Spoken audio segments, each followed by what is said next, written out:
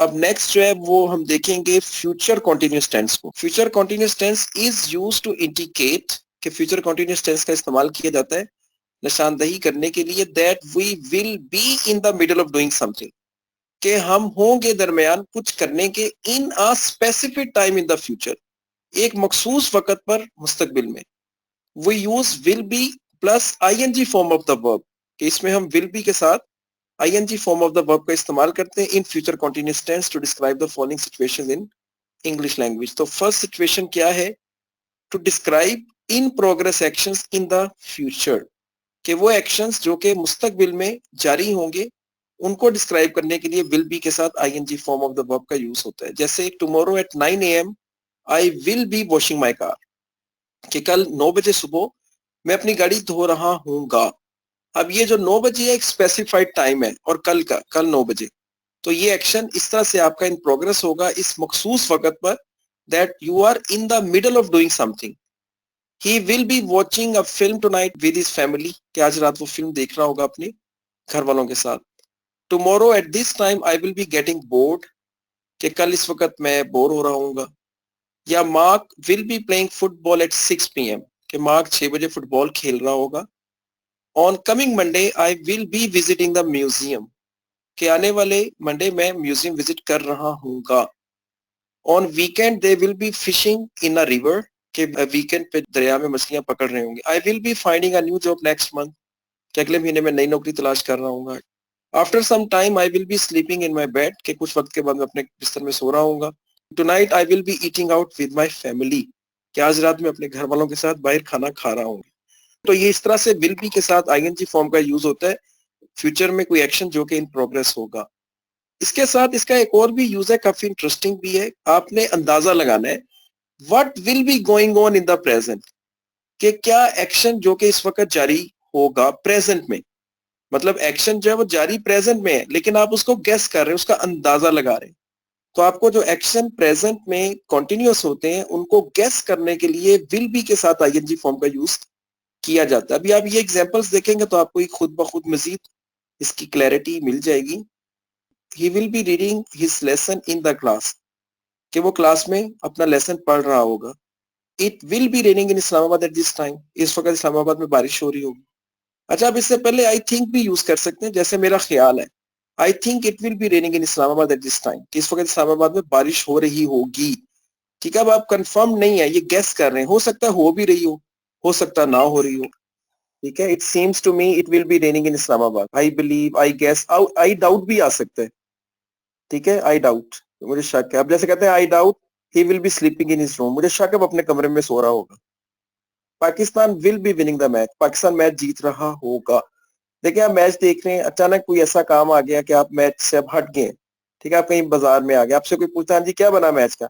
अब आप last overs थे और आपको लग रहा था कि अच्छी सिचुएशन है, फेवरेबल सिचुएशन है, तो आप कहेंगे मेरा ख्याल है पाकिस्तान मैच जीत रहा होगा। ठीक है, अब आप क्योंकि कंफर्म नहीं है, लास्ट ओवर्स में था मैच और अचानक आपको कोई ऐसी अशद जरूरत आ पड़ी तो आप बाहर हैं आप कहीं, तो ये वो सिचुएशन बन जाती है कि कोई एक्शन अभी जारी है लेकिन आप उसके बारे में गेस कर रहे हैं। अच्छा, एक और एग्जांपल देखें, ये भी बड़ी रियल लाइफ से है। दे विल बी वेटिंग फॉर अस, जैसे आप कहीं तैयार हो रहे होते हैं जाने के लिए और देर हो जाए, कहते हैं जल्दी करो वो हमारा इंतजार कर रहे होंगे। ठीक है, आप कर रहे होंगे हम उर्दू में भी इसी तरह से कहते हैं। अगर आप कहेंगे ना वो हमारा इंतजार कर रहे हैं, फिर होगा they are waiting for us, वो तो कंफर्म हो जाएगा ना कि भाई जल्दी करें वो हमारा इंतजार कर रहे हैं। लेकिन अगर आप अक्सर औकात आप देखने में यही आता है, हम यही कहते हैं भाई जल्दी करो वो हमारा इंतजार कर रहे होंगे, क्योंकि आप गेस कर रहे हैं, अंदाजा लगा रहे हैं। दे विल बी वेटिंग फॉर अस। इसी तरह कुछ और एग्जांपल्स देखें, Kashif will be watching TV in living room, कि काशिफ टीवी देख रहा होगा लिविंग रूम में। दे will be coming on their car, कि वो अपनी गाड़ी पे आ रहे होंगे। जैसे कोई मेहमान आ रहे हैं तो आपसे पूछना किस पे आए, तो मेरा ख्याल है वो गाड़ी पे आ रहे होंगे, अपनी आ रहे होंगे। ठीक है, चाहे वो अपनी गाड़ी पे ही आ रहे हैं लेकिन आप उसको उस वक्त गेस करते हैं। तो ये उर्दू की सिचुएशन अगर आप थोड़ा सा इसको कंप्रीहेंड कर लेते हैं तो इंग्लिश के टेंसेस को समझना भी और आसान हो जाता है। Ali will be sleeping in his room, Ali अपने कमरे में सो रहा होगा। दे will be playing cricket in the playground, वो क्रिकेट खेल रहे होंगे प्लेग्राउंड में। ही will B ironing his clothes in his room, कि वो अपने कमरे में कपड़े इस्त्री कर रहा होगा।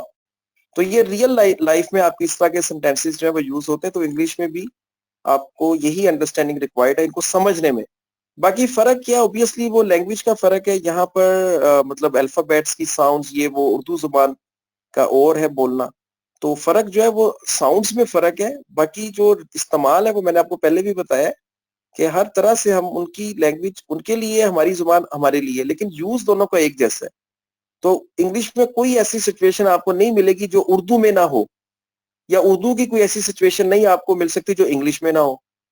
ठीक है, तो ये नामुमकिन वाली बात है कि आप कहें सर वो इंग्लिश में एक जुमला है उसको उर्दू में ट्रांसलेट किया ही नहीं जा सकता, ये नामुमकिन वाली बात है। बिल्कुल उर्दू में ट्रांसलेट किया जा सकता है हर सिचुएशन को।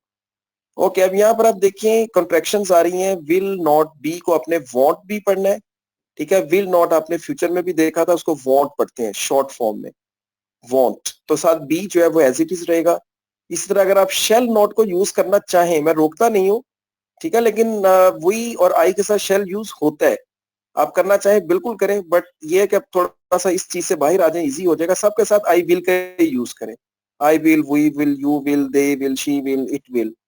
ठीक है, और अमेरिकन इंग्लिश में वैसे भी शेल का यूज नहीं होता, उसमें सिर्फ विल ही है। जो ब्रिटिश इंग्लिश है उसमें शेल का यूज होता है आई और वी के साथ। अच्छा, यहाँ पे एक चीज आपने नोट करनी है इस नेगेटिव सेंटेंसेस में। जैसे आप ये देखें कि एग्जांपल है, we will be going for shopping tonight, क्या आज रात हम लोग शॉपिंग पे जा रहे होंगे। जब इसको अपने नेगेटिव करना है तो ये चीज इंपॉर्टेंट है कि जब दो हेल्प वर्ब आते हैं, जैसे यहाँ पे विल और बी दोनों है, तो असल में जो आपका नॉट है वो फर्स्ट वाले हेल्प वर्ब के साथ होगा। ठीक है, विल बी नॉट नहीं होगा, विल बी नॉट, विल के साथ नॉट होगा और बी अलग ही रहेगा। और ये सिर्फ इस टेंस में नहीं है, अभी आगे एक या दो और ऐसे टेंसेस आएंगे जिसमें दो हेल्प वर्ब्स होंगे। तो आपने याद रखना है कि जो फर्स्ट वाला होगा वो मेन हेल्प वर्ब होगा, उसी के साथ नॉट लगता है। तो अब हम इसको ये नहीं कहेंगे कि we will be not going, ये रॉन्ग हो जाएगा, we will not be going. तो आपने नॉट जो है विल के साथ यूज करना, ना कि बी के साथ। तो इसको हम कहेंगे we won't be going for shopping tonight, आज रात हम शॉपिंग पे नहीं जा रहे होंगे।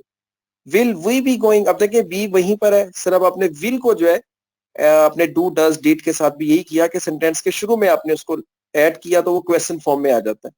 तो will we be going for shopping tonight, क्या आज रात हम शॉपिंग पे जा रहे होंगे। And won't we be going for shopping tonight, और क्या हम आज रात शॉपिंग पे नहीं जा रहे होंगे। तो ये नेगेटिव क्वेश्चन होता है, किसी बात पे कोई जोर देते हुए, क्यूरियोसिटी या कोई उसको आप स्ट्रेस करते हैं, एम्फेसिस करते हैं, राइट। तो ये आपका फ्यूचर कंटीन्यूअस टेंस है। Now we have the last thing is short answers. Short answers जो है वो अब आपको आई होप के काफी अच्छी तरह से समझ आ चुके होंगे।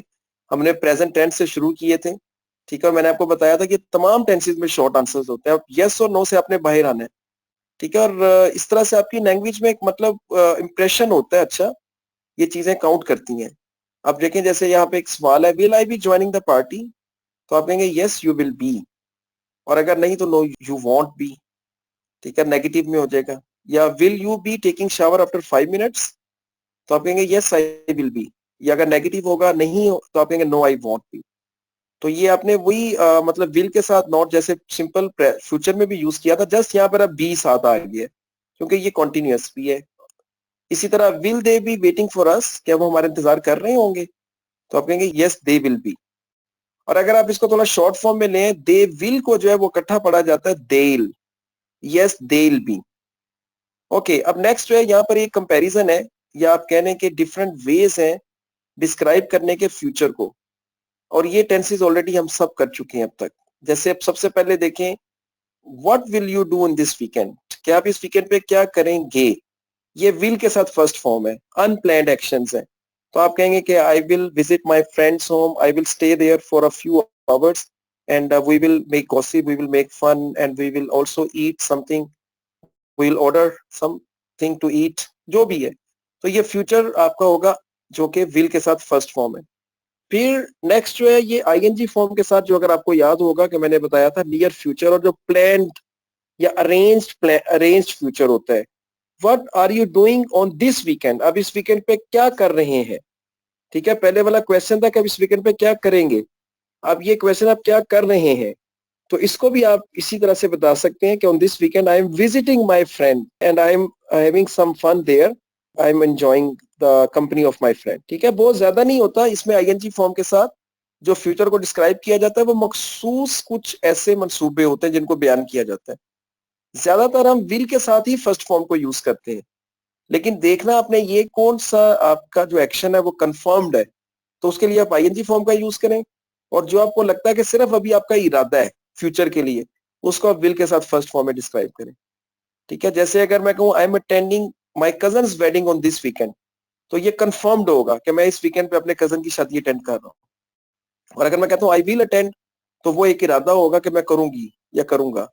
तो इस तरह से आपने खुद डिफरेंशिएट करना है कि कहाँ पर आपको विल के साथ फर्स्ट फॉर्म सूट कर रही है इस बात को बताने के लिए, या कहाँ पर इज एम आर के साथ आईएनजी फॉर्म फ्यूचर के लिए जो कि आप यूज कर सकते हैं। उसके बाद देखें गोइंग टू और अबाउट टू, ये भी हमने देखा था कि what are you going to do on this weekend, आप इस वीकेंड पे क्या करने लगे हैं। तो गोइंग टू का मतलब लिया जाता है लगे में, ये डिटेल में मैंने डिस्कस किया हुआ है फ्यूचर सिंपल टेंस में। फिर what are you about to do in this weekend, अब इस वीकेंड पे क्या करने वाले हैं। ठीक है, ये हमारी अपनी उर्दू लैंग्वेज में भी अक्सर औकात यूज किया जाता है कि मेहमान आने वाले हैं। ठीक है, सो इस तरह से हम यूज करते हैं वाले हैं। तो लगे हैं या वाले हैं, ये दोनों फ्यूचर है और ये फ्यूचर प्लान है। ठीक है, ये भी मंसूबा है आपका, जो चीज आपने तय कर ली है, तयशुदा है। जैसे अगर मैं कहता हूँ I am going to buy a new mobile tomorrow, कल मैं नया मोबाइल खरीदने लगा हूँ, तो आपको अंदाजा होगा कि बाकी ये कंफर्म बात, I am going to buy. और अगर मैं कहूंगा आई विल बाय, खरीदूंगा, तो वो एक इरादा होगा। ठीक है, शायद कंफर्म नहीं होगा। तो ये आप पे डिपेंड करता है, आपके पास ऑप्शंस हैं। आप विल के साथ फर्स्ट फॉर्म यूज करें, इज एम आर के साथ आईएनजी फॉर्म यूज करें, गोइंग टू के साथ फर्स्ट फॉर्म, अबाउट टू के साथ फर्स्ट फॉर्म, और सबसे लास्ट जो कि अभी हमने आज ये टेंस किया है, what will you be doing on this weekend, कि आप इस वीकेंड पे क्या कर रहे होंगे। तो ये फ्यूचर कॉन्टिन्यूअस हो जाता है। इसको भी आप फ्यूचर के लिए इन प्रोग्रेस एक्शंस को डिस्क्राइब करने के लिए यूज कर सकते हैं।